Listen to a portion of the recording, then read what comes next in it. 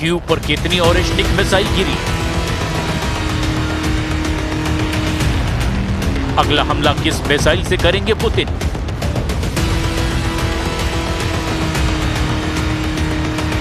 क्या पुतिन ने न्यूक्लियर हमले से पहले मिसाइल की टेस्टिंग की?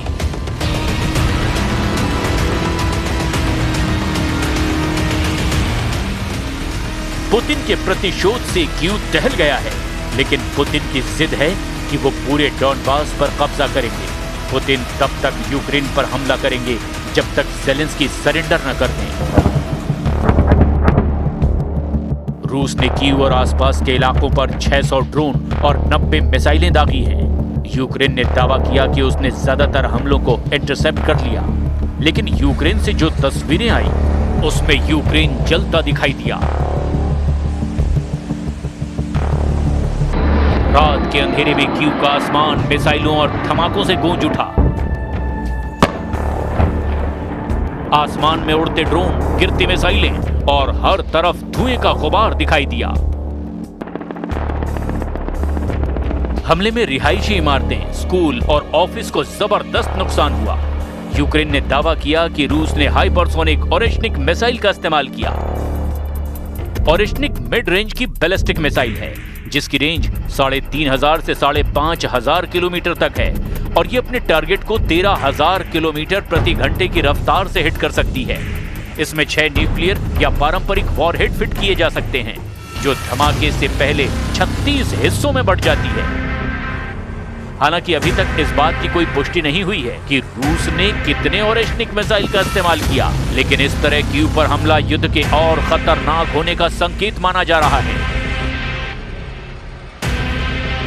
रूस के भीषण मिसाइल और ड्रोन हमले के बाद कीव धुएं, आग और मलबे में बदल गया। रिहायशी इमारतों को लेकर बिजनेस सेंटर तक हर तरफ तबाही का मंजर दिखाई दिया। फायर ब्रिगेड की टीम घंटों तक आग बुझाने में जुटी रही, जबकि लोग मेट्रो स्टेशन में छिपकर अपनी जान बचाते रहे। यूक्रेन के मुताबिक कीव में 40 से ज्यादा जगहों पर हमला हुआ। Було дуже страшно, бо я чесно думав, що це вже мій останній день.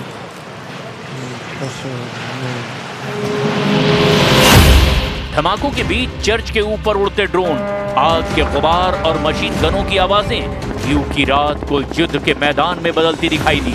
रूस यूक्रेन युद्ध अब और ज्यादा खतरनाक मोड़ लेता दिखाई दे रहा है और सवाल यही है, क्या आने वाले दिनों में हमले और भी बड़े होने वाले हैं? धमाकों की ताकत इतनी ज्यादा थी कि कई इमारतों की खिड़कियां और दीवारें उड़ गई। सड़कों पर जली हुई गाड़ियां और हर तरफ धुएं का गुबार दिखाई दिया। कीव में युद्ध की भयानक तस्वीर बता रही है कि रूस अब हर कीमत पर कीव पर कब्जा चाहता है। डॉनबास के 2 हिस्से हैं, लुहांस्क और डोनेस्क। लुहांस्क के तो करीब 90% हिस्से पर रूस का कब्जा हो ही चुका है। यूक्रेन के पास अभी बहुत छोटा सा इलाका ही बचा है, जबकि डोनेस्क के 80% हिस्से पर रूस का कब्जा है। यूक्रेन के पास अभी भी 20% हिस्सा बचा है। पुतिन अब पूरे डॉनबास के हिस्से पर कब्जा करना चाहते हैं, लेकिन रूस अब इस इलाके में बहुत तेजी से रफ्तार बढ़ाता जा रहा है। यूक्रेन के ड्रोन हमलों के बाद इस इलाके में रूस की सेना आगे बढ़ती दिखाई दे रही है। कीव पर हमले से पहले यूक्रेन के लुहांस्क इलाके पर भी बड़ा हमला किया गया। इस हमले में 20 से ज्यादा लोगों की मौत की खबर है। इस हमले के बाद पुतिन ने जवाबी हमले की भी चेतावनी दे दी और इसके बाद मॉस्को ब्रिगेड ने कीव और आसपास के इलाकों को ड्रोन और मिसाइल के हमलों से दहला दिया। Найбільше влучань у Києві, і саме Київ був основною мішенью цієї російської атаки. Путін вже й слово «ура» не може нормально вимовити. हमले के बाद ये कीव की तस्वीरें हैं। कीव पर हुए रूस के हमले की तबाही ऊपर से दिख रही है। कहीं पूरी बिल्डिंग धुएं में डूब गई है, कहीं मलबे के बीच रेस्क्यू ऑपरेशन चल रहा है। कई रिहायशी इमारतें इतनी बुरी तरह तबाह हो चुकी हैं, कई इमारतों की तो पूरी मंजिलें ही गायब हो गई हैं। हर तरफ टूटी हुई दीवारें और जले हुए ढांचे दिखाई दे रहे हैं। यूक्रेन के स्टेट इमरजेंसी सर्विस ने जो वीडियो जारी किया है, उसमें जमीन पर फायर ब्रिगेड की टीमें लगातार ऑपरेशन करती दिखाई दे रही हैं। दमकल की गाड़ियां दौड़ रही थी और आग पर काबू पाने की कोशिश की जा रही थी। लेकिन सबसे चौंकाने वाली तस्वीर आसमान से आई। घने धुएं के ऊपर एक हेलीकॉप्टर पानी लेकर उड़ता दिखाई दिया, जो जलती इमारतों पर लगातार पानी की बौछार कर रहा था। यानी हालात इतने भयानक हो चुके हैं कि जमीन के साथ अब हवा से भी आग बुझाने की कोशिश करनी पड़ रही है। रिपोर्ट में दावा किया जा रहा है कि रूस ने यूक्रेन पर हमले में न सिर्फ ऑरेशनिक मिसाइल का इस्तेमाल किया, बल्कि स्कंदर, किंजर और ज़िरकॉन से हमले की बातें भी अब सामने आ रही है। स्कंदर हवा से मार करने वाली बैलिस्टिक मिसाइल है। इसकी रेंज 500 किलोमीटर है, जो टारगेट पर 8,500 किलोमीटर प्रति घंटे की रफ्तार से हिट कर सकती है। इसमें 500 से 700 किलोग्राम का वॉरहेड फिट किया जाता है। यूक्रेन जंग में रूस ने इसका सबसे ज्यादा इस्तेमाल किया है। ये सस्ता होता है लेकिन सटीक हमला करता है। किंजल बैलिस्टिक मिसाइल 2000 किलोमीटर तक की रेंज में अपने टारगेट को हिट कर सकती है।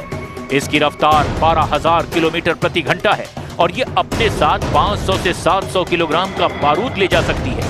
ज़िरकॉन एक हाइपरसोनिक क्रूज मिसाइल है। ये जहाज से लॉन्च होने वाली छोटी दूरी की मिसाइल है। इसकी रेंज 1000 किलोमीटर तक है। ये 11,000 किलोमीटर की रफ्तार से अपने टारगेट को हिट कर सकती है और अपने साथ 400 किलोग्राम का बारूद ले जा सकती है। रूस की मीडिया में दावा किया गया कि यह हमला यूक्रेन के सैन्य ठिकानों, एयरबेस और डिफेंस इंडस्ट्री को निशाना बनाकर किया गया। हालांकि यूक्रेन ने कहा है कि ये हमले रिहायशी इलाकों में ही हुए हैं, जिससे भारी तबाही हुई है। कई न्यूज एजेंसियों ने इन हमलों की लोकेशन की भी पुष्टि की है। Російської атаки. Путін вже й слово «ура» не може нормально вимовити, шамкає, а все ще своїми ракетами перемагає житлові будинки. लेकिन सवाल सिर्फ के ऊपर हुए हमले का नहीं है। सवाल है कि क्या पुतिन अब युद्ध को नए फेज में ले जा चुके हैं? क्योंकि पिछले कुछ हफ्तों में रूस ने जिस तरह मिसाइल, ड्रोन और एयर स्ट्राइक की संख्या बढ़ाई है, उससे साफ संकेत मिल रहा है कि मॉस्को अब सिर्फ फ्रंट लाइन की लड़ाई नहीं रहा, बल्कि यूक्रेन की रीढ़ तोड़ने की रणनीति पर काम कर रहा है।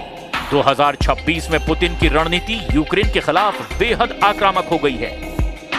मॉस्को ब्रिगेड न सिर्फ यूक्रेन के पावर ग्रिड, रेलवे नेटवर्क, हथियार डिपो और एयर डिफेंस सिस्टम को निशाना बना रही है, बल्कि यूक्रेन की राजधानी कीव में भी डर पैदा कर रही है। रूस अब यूक्रेन के खिलाफ शॉक और कोलैप्स स्ट्रेटेजी पर काम कर रहा है। मतलब एक साथ इतने हमले करो कि यूक्रेन की सेना, एयर डिफेंस और सरकार तीनों पर दबाव बढ़ जाए। यही वजह है कि अब मिसाइल हमलों के साथ सैकड़ों ड्रोन भी भेजे जा रहे हैं, ताकि पहले एयर डिफेंस को उलझाया जाए और फिर असली मिसाइलें टारगेट को हिट करें।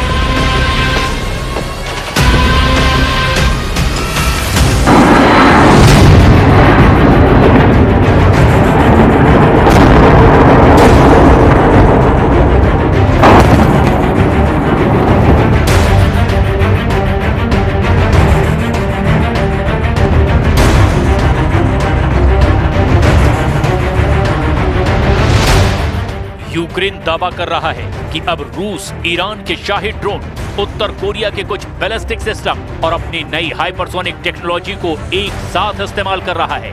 यानी ये सिर्फ रूस बनाम यूक्रेन की लड़ाई नहीं रही, बल्कि दुनिया के कई हथियारों का लाइव टेस्टिंग ग्राउंड बन चुकी है। लेकिन क्या कीव पर हुए हमले के पीछे सिर्फ मिलिट्री स्ट्रेटेजी है या फिर रूस मनोवैज्ञानिक दबाव भी बना रहा है? रूस जानता है कि अगर राजधानी में डर बढ़ा तो उसका असर पूरे यूक्रेन पर पड़ेगा। यही वजह है कि हमले रात में किए जा रहे हैं, जब लोग सो रहे होते हैं, और सायरन बजते ही हजारों लोग मेट्रो स्टेशन और बंकरों की तरफ भागते दिखाई देते हैं। 3 російські ракети проти об'єкта водопостачання, спалив ринок, десятки житлових будинків пошкодив, кілька звичайних шкіл. Запустив свій арешник проти Білої церкви. Ну реально неадекватно. हमले के दौरान और उसके बाद जो तस्वीरें आई, उसमें साफ दिखा कि लोग बच्चों को गोद में लेकर भाग रहे हैं। कई लोग हमलों से बचने के लिए मेट्रो स्टेशन में जमीन पर बैठ गए और ऊपर आसमान में ड्रोन और एयर डिफेंस की जंग चलती रही।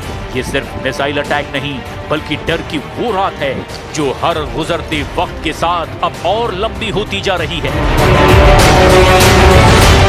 रूस यूक्रेन जंग को 1191 दिन हो चुके हैं। मतलब 4 साल 3 महीने से ये जंग अभी रुकी नहीं है। इस जंग में करीब 4 लाख रूसी सैनिक मारे गए हैं, जबकि करीब 1.5 लाख यूक्रेन के सैनिकों की मौत हो चुकी है। लेकिन ज्यादा मौत के बदले रूस ने यूक्रेन के 20% हिस्से पर कब्जा जमा लिया है। लेकिन अभी भी ऐसा नहीं लग रहा है कि रूस इस जंग से पीछे हटने वाला है। अब सवाल है, क्या रूस सिर्फ कीव को डराना चाहता है या फिर किसी बड़े ग्राउंड ऑपरेशन की तैयारी हो रही है? क्योंकि पिछले कुछ दिनों में रूस ने सुमय, खार्किव और डॉनबास सेक्टर में सैनिकों की गतिविधियां और बढ़ा दी है। रूस सुमय बॉर्डर पर दबाव बना रहा है, खार्किव में ड्रोन से निगरानी कर रहा है, डॉनबास में आर्टिलरी से हमला कर रहा है, जबकि कीव पर मिसाइल और ड्रोन अटैक कर रहा है।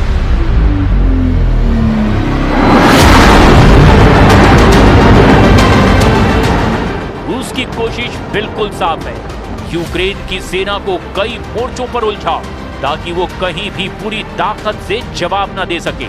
लेकिन दूसरी तरफ यूक्रेन भी लगातार रूस के अंदर ड्रोन हमले कर रहा है। रूस की ऑयल रिफाइनरी, फ्यूल डिपो और सैन्य ठिकाने लगातार निशाने पर हैं। अप्रैल में यूक्रेन ने मार्च के मुकाबले 2 गुने हमले किए और फ्रंटलाइन पर रूसी सेना की रफ्तार धीमी कर दी।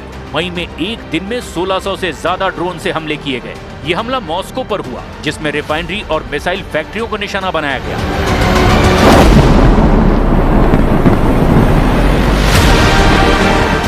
यानी जंग अब सिर्फ बॉर्डर तक सीमित नहीं रही, मॉस्को से लेकर कीव तक हर शहर अब टारगेट बन चुका है। और इसी वजह से दुनिया की चिंता बढ़ती जा रही है, क्योंकि अगर यही रफ्तार रही तो आने वाले महीनों में ये युद्ध और ज्यादा खतरनाक रूप ले सकता है। तो सवाल ये है कि आगे की जंग हाइपरसोनिक मिसाइल से होगी? न्यूक्लियर हमले का खतरा बढ़ेगा तो क्या नेटो भी इस जंग में शामिल हो जाएगा? अगर इसी तर्ज पर ऊर्जा सेक्टर पर ड्रोन युद्ध जारी रहा तो आम लोगों का संकट बढ़ जाएगा। युद्ध के बीच सबसे ज्यादा दबाव आम लोगों पर है। कोई अपना घर छोड़ चुका है, कोई मेट्रो स्टेशन में रात काट रहा है, तो कोई हर सायरन के साथ मौत का इंतजार कर रहा है। जलती हुई इमारतें, टूटे हुए शीशे और धुएं से भरा आसमान इस युद्ध की असली कीमत बता रहे हैं।